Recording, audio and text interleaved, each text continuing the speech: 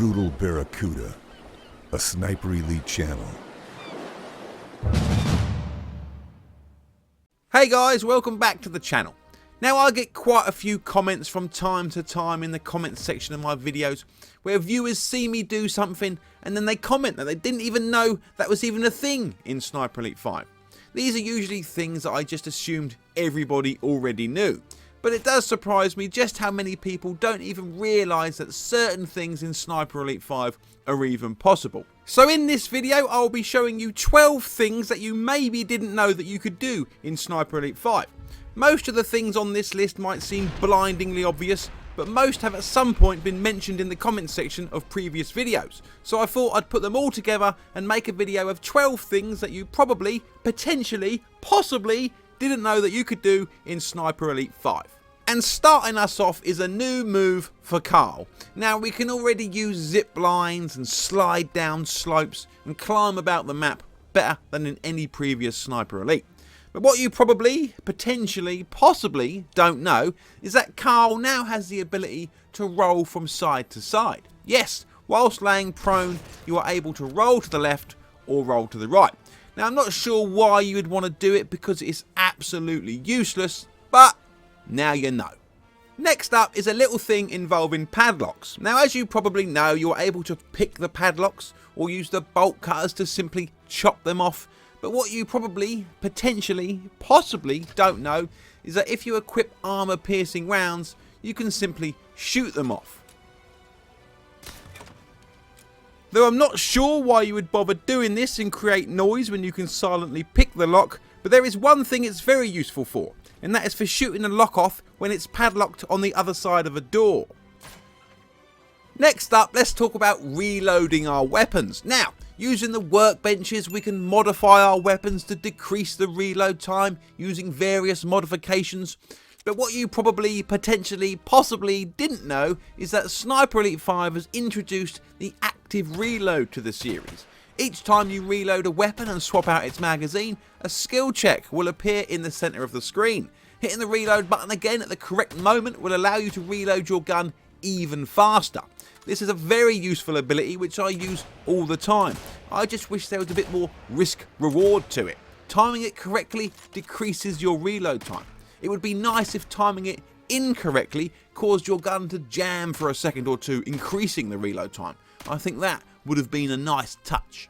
Next up, you may already know that putting a scope on a secondary weapon or a sidearm will not produce any glint, making it even easier to take out that pesky invader, or maybe keep you hidden whilst trying to eliminate Carl during an invasion.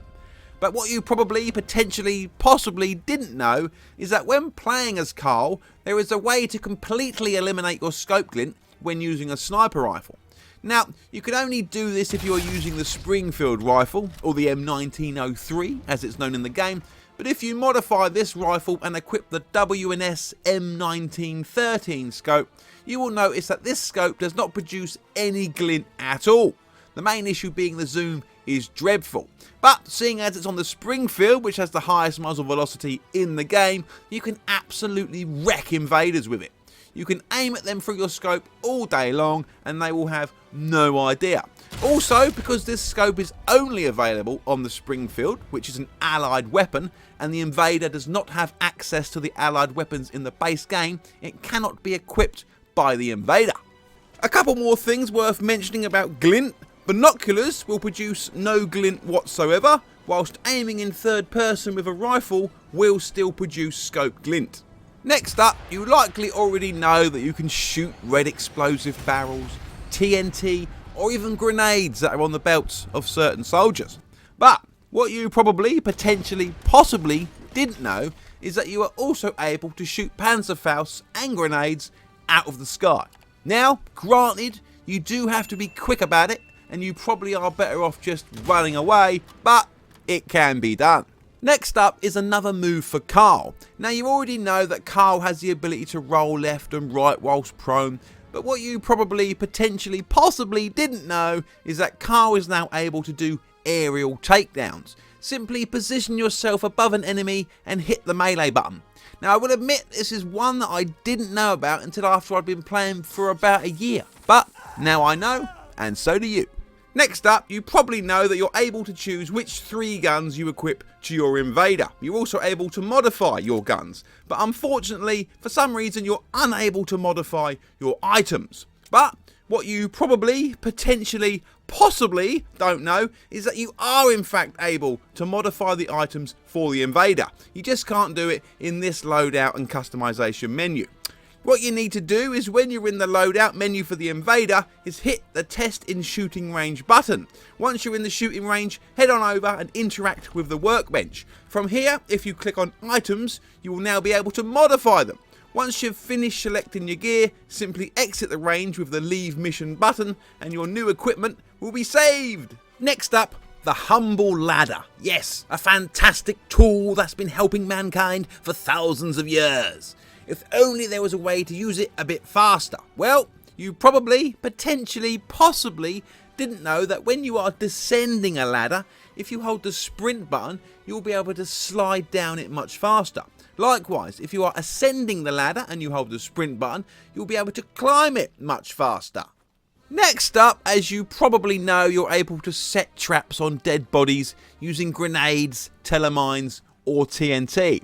But what you probably, potentially, possibly don't know is that you're able to create human bombs. Simply set a trap on a dead body, pick it up and throw it.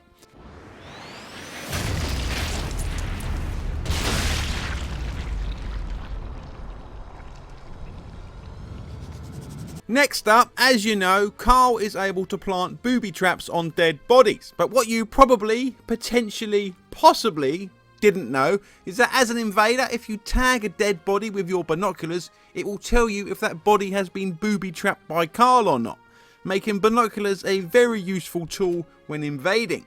So you likely already know that this icon here is the sound mask icon. When this icon is on the screen, it will mask any sounds you make. Footsteps, shots, grenades, you name it.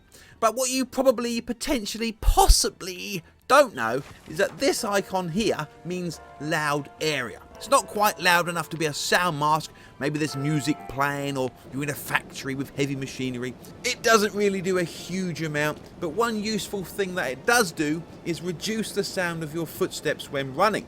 But be sure to remember, it doesn't completely eliminate the sound of your footsteps, so try not to get too close or the enemy will still hear you. Better move it. And finally, don't you just hate this white outline when hiding in a bush? Do you find it immersion breaking? Me too. But what you probably, potentially, possibly don't know is that there is a way to disable it. Now this wasn't available at launch, it was added during an update. But if you head into the advanced difficulty settings and scroll down to HUD and move that across to authentic, it will disable the white outline. But beware, it will also remove other things like your health bar and your ammo, etc. It's certainly worth doing if you're playing on authentic though, because the rest of the HUD is disabled anyway. And that was 12 things that you probably, potentially, possibly didn't know that you could do in Sniper Elite 5. Now be sure to let me know in the comments if there was anything in this video that you didn't already know about. Hopefully you have learned something new today. Also be sure to comment and let us all know if you know of anything that you think is pretty obvious but others may not realise. This comment section could become a goldmine of random tips that have eluded us.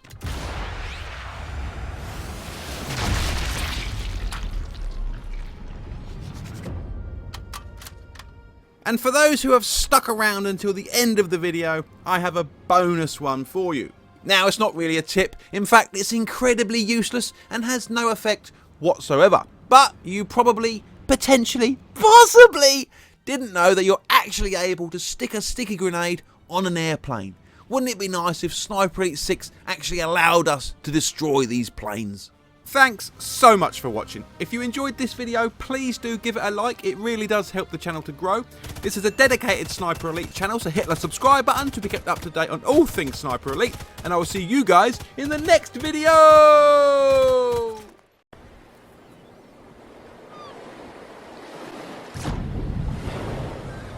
Brutal Barracuda, a Sniper Elite channel.